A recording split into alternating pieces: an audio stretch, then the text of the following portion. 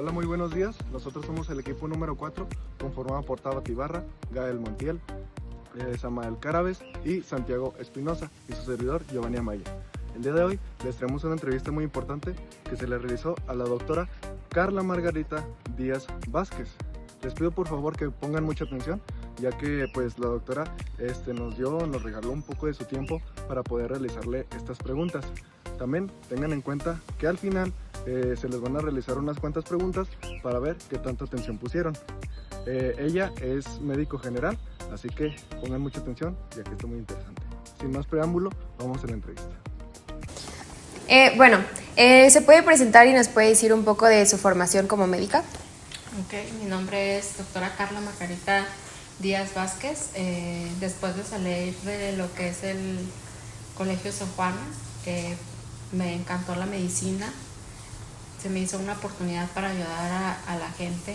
Ingresé a lo que es la Facultad de Medicina en Durango por medio de un examen de admisión. Posteriormente a eso, después de 5 años en la facultad, ingresé al internado de pregrado, que fue en el Instituto Mexicano del Seguro Social, en la Clínica 1.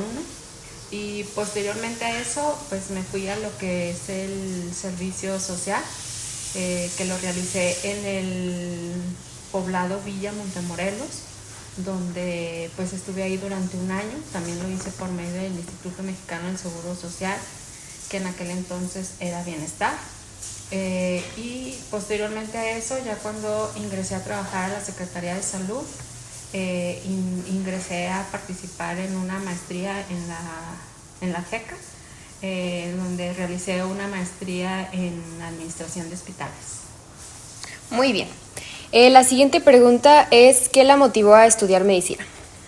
Bueno, yo desde que era muy niña me llamaba mucho la atención saber poner una inyección, saber canalizar a un paciente y sobre todo poder ayudar a muchas personas.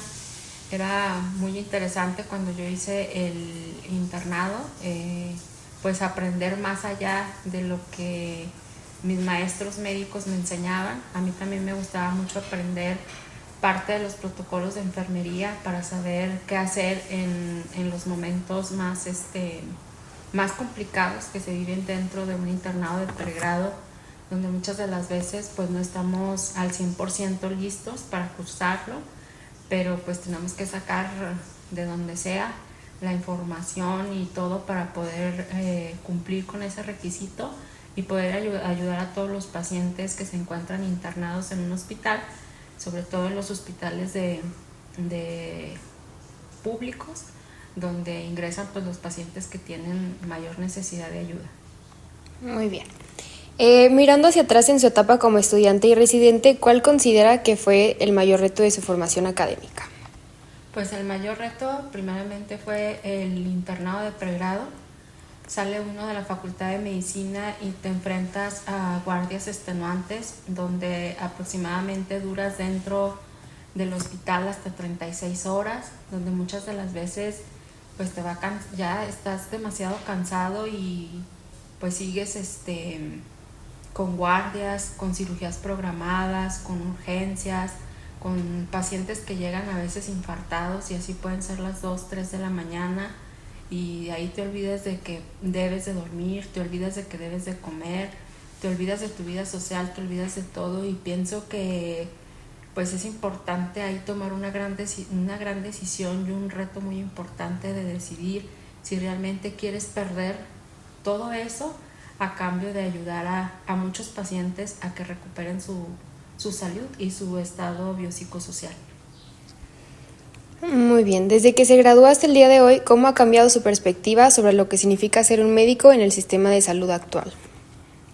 Bueno, la perspectiva ha cambiado muchísimo. Desde el momento en que salí del internado, pues observaba las diferentes maneras en que iba evolucionando la medicina.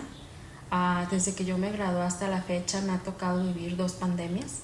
La primera pues fue la de influenza, que fue una pandemia que yo viví en el Hospital Integral de Xochitl, que era un poco difícil porque era llegar de la institución y pues cambiarse, bañarse, quitarse todo porque va la posibilidad pues de una contaminación, y en aquel entonces no había vacunas, sobre todo para H1N1.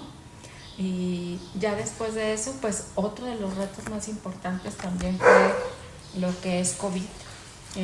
Durante aproximadamente 8 años estuve a cargo de lo que es el área operativa número 2 en la Secretaría de Salud, y fue un reto sobrellevar toda la pandemia debido a que era difícil controlar a tantos pacientes. Era muy difícil tomar tantas muestras para saber si realmente los pacientes estaban contaminados o no estaban contagiados, y pues también fue algo muy diferente debido a que en esa pandemia pues perdimos a muchos de nuestros compañeros. Muy bien. Bueno, seguiremos con las preguntas. En su día a día, ¿con qué otros profesionales de la salud, así como enfermería, nutrición, psicología, fisioterapia, colabora de manera más estrecha? Bueno, generalmente pues con los que estamos más a la par pudiera ser enfermería, debido a que ellos pues son los que están dentro de los consultorios con nosotros. Al momento en que ingresa el paciente nos ayudan a tomar los signos vitales a cada uno de los pacientes, nos ayudan con toda la papelería que nosotros como médicos tenemos que requisitar para las diferentes consultas.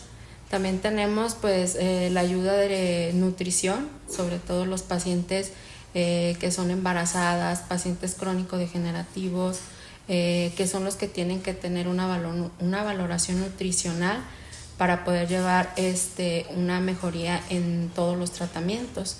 También tenemos pues mucha cercanía con el servicio de dental, ya que ellos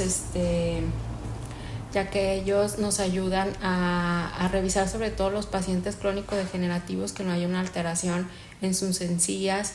A las mujeres embarazadas les hacen valoración también para que no pueda haber una complicación. Y pues también tenemos compañeros radiólogos que nos toman, por ejemplo, si nos llega un paciente lesionado o traumatizado, toman inmediatamente una radiografía pues para nosotros hacer una valoración como tal. Y pues también tenemos a la par con nosotros trabajadores sociales que nos ayudan sobre todo a solucionar los problemas más simples que puede tener un paciente al momento de la consulta. Ok, muchas gracias. Aquí vamos con la siguiente pregunta, que sería: ¿podría compartirnos un caso clínico o una experiencia donde el trabajo en equipo multidisciplinario haya sido crucial para la recuperación de un paciente? Sí, tenemos con el día a día muchísimos pacientes que requieren ayuda multidisciplinaria, pero pues podemos pensar en un paciente que nos llega en un estado de un accidente.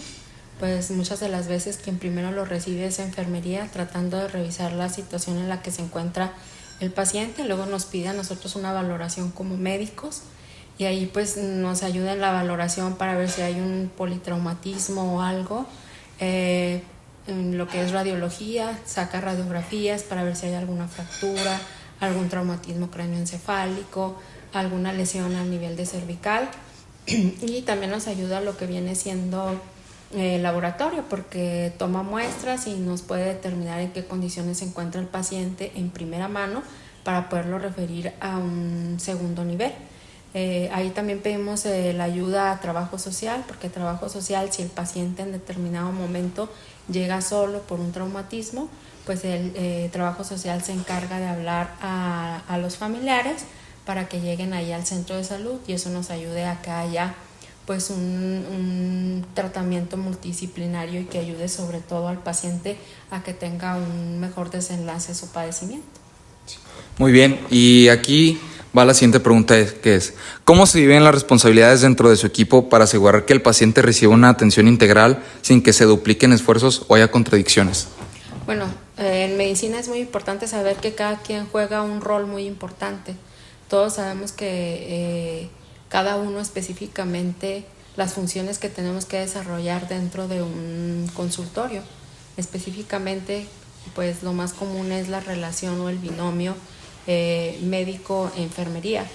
Así como nosotros, en cuanto entra el paciente, pues sabemos que nosotros lo vamos a revisar, pero enfermería inicia con la toma de signos vitales, que viene siendo lo más común: la toma de la presión arterial, la oxigenación, la temperatura, la frecuencia cardíaca, la frecuencia respiratoria, su peso, su talla, su perímetro abdominal y su índice de masa corporal.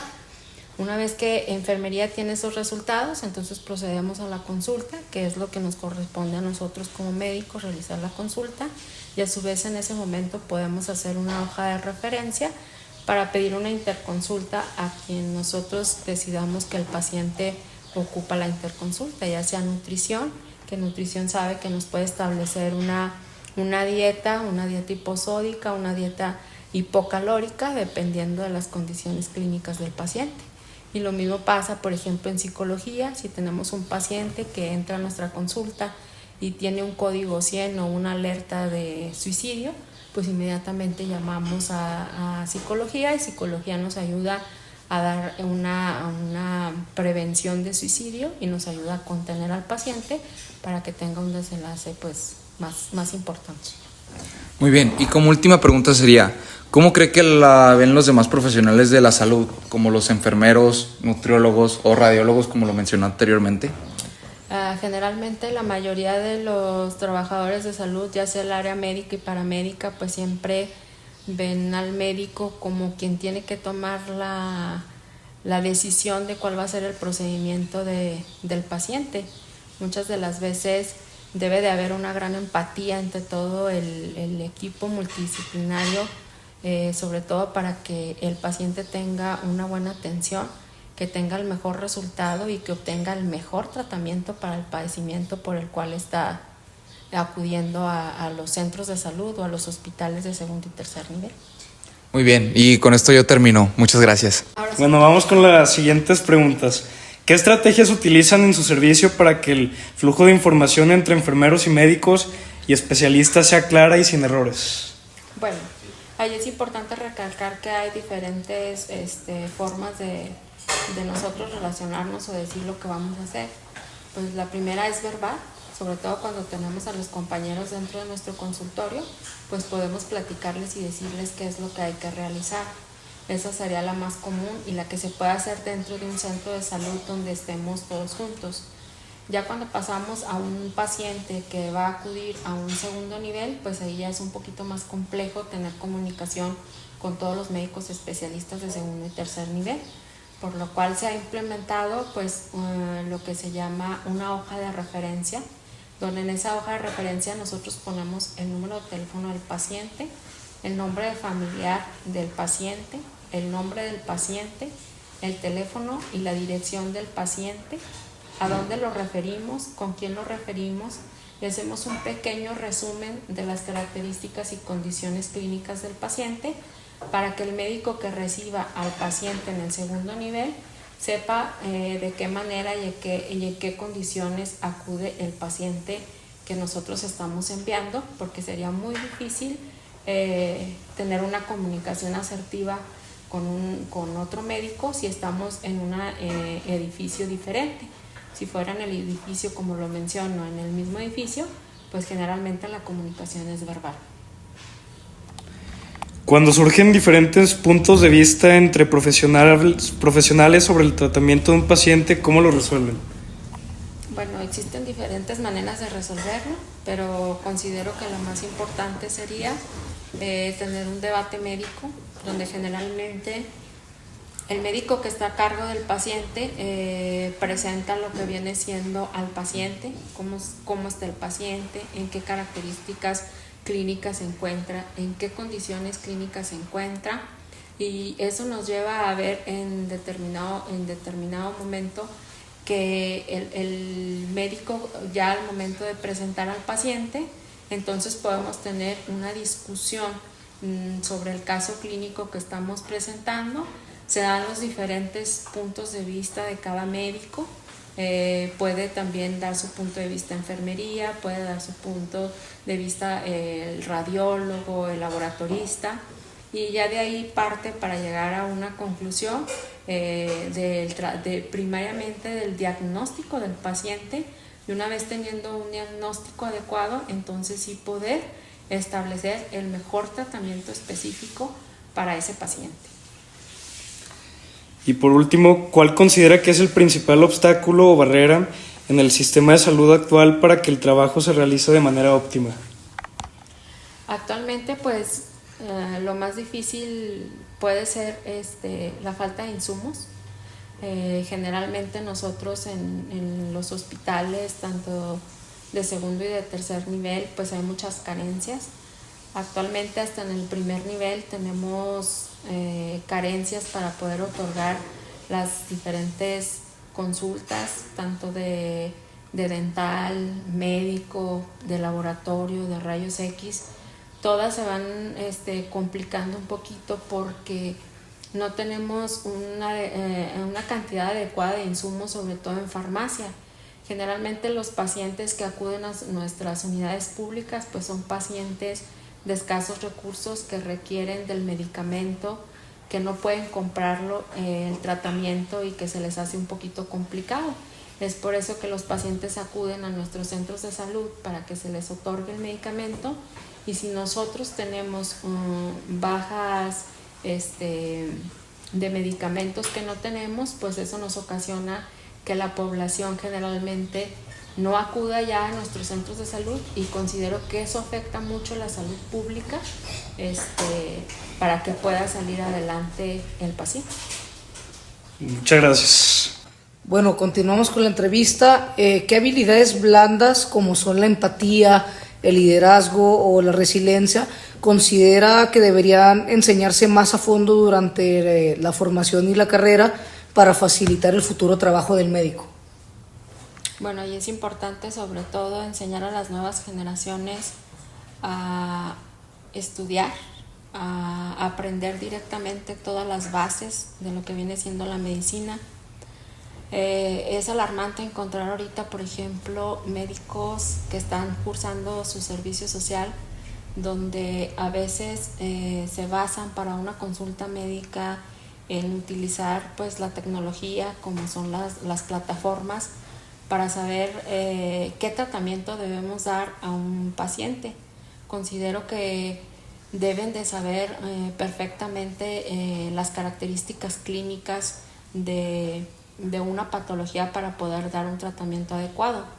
Muchos médicos se basan únicamente en los resultados de laboratorio, en los estudios de gabinete para hacer un diagnóstico adecuado, y nos olvidamos que realmente lo que debe de hacer un diagnóstico es la clínica que realizamos frente a un paciente, pero muchas de las veces nos olvidamos de la clínica y nos guiamos principalmente por las cuestiones de la tecnología, y eso se me hace un poquito alarmante.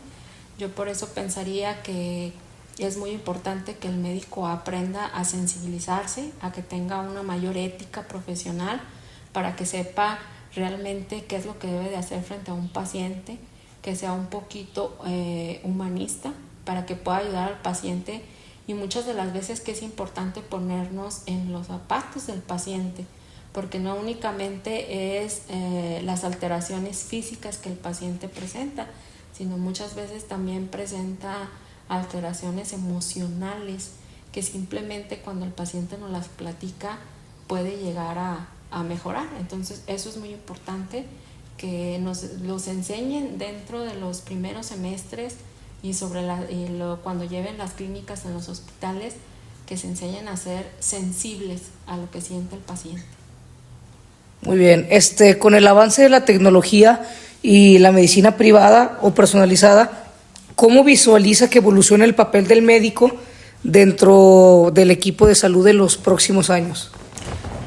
Pues considero que si la tecnología nos sigue consumiendo o sigue consumiendo a las nuevas generaciones de médicos, pues nos va a consumir por completo. Es importante, como lo decía en la pregunta anterior, sensibilizar a las nuevas generaciones, de tener empatía con el paciente y no única y exclusivamente guiarse por un chat GPT o por lo que me puede decir que puedo hacer un tratamiento o que puedo dar algún medicamento. Considero que no nos debemos de basar específicamente en las plataformas, ya que, por ejemplo, en un paciente pediátrico muchas de las veces no sabemos la cantidad de medicamento que se debe dar por kilo de peso a un paciente. Damos una sobredosis y podemos llegar a dañar al paciente.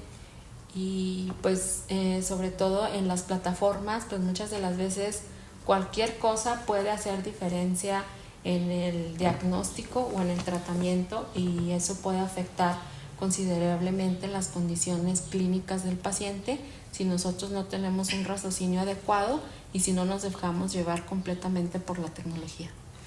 Bueno, para cerrar, ¿qué consejo clave nos daría a nosotros que nos estamos formando en el área de la salud, pues para ser profesionales que aporten un valor significativo a un equipo multidisciplinario?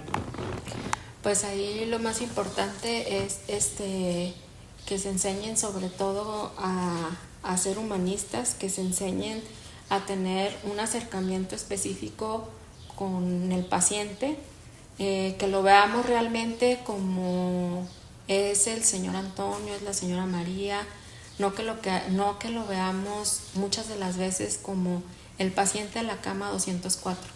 Muchas de las veces ni siquiera sabemos cómo se llama el paciente, cómo se encuentra el paciente, cuáles son las emociones que él siente, qué es lo que afecta todo alrededor del paciente. No sabemos a lo mejor que el paciente no tiene ni para comer y está internado por una depresión. Entonces, sería muy interesante que pues todos los nuevos médicos entendieran esa parte, que deben de tener una parte humana, una parte ética, responsable, y sobre todo escuchar las características y lo que siente el paciente en el momento al estar hospitalizado, porque muchas de las veces no tomamos en cuenta las condiciones sobre todo que están alrededor del paciente, y eso hace pues que el paciente no mejore, y no nos damos cuenta que a lo mejor con una simple plática, una simple charla con el paciente a solas le puede ayudar a sacar todas esas emociones y todos esos sentimientos que le están haciendo que sienta la sintomatología que presenta. Entonces, por lo tanto, es importante que tengamos esa consideración, ese amor por el paciente y esa empatía para que el paciente mejore.